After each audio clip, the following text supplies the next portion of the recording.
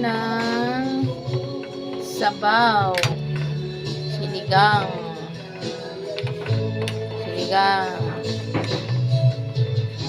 Sinigang na baboy. Mahal man ang mga gulay ngayon. Ano lang, lagyan ko na lang ng pichay na lang ilalagay ko. Saka sayote. Ayan, no?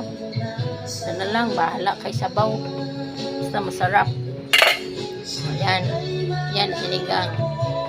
Pichay, tsaka sayote nilagay ko. Lagyan maasim. Ayos na. Basta kayo may sabaw. Pag may sabaw kasi, madali kang mabusog. Pag wala kasing sabaw, parang hindi ka kumakain. Yummy, yummy. Yan ang ulam ko ngayon ng tanghalian. Busog na diis. Sinigang na baboy. Kulo na lang ng konti. Kulo na lang ng konti. Para masarap.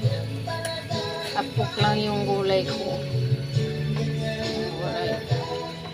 Hapok ko lang yan. Pichay.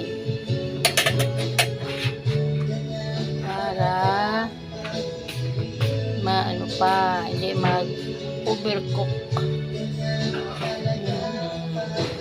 Yummy, yummy na ang ulam ko ngayon. Sarap, sabaw. Sarap, sabaw. Yummy, yummy. Sabaw na sinigang da. Sinigang with pichay. Mahal ang mga gulay basta importante may sabaw.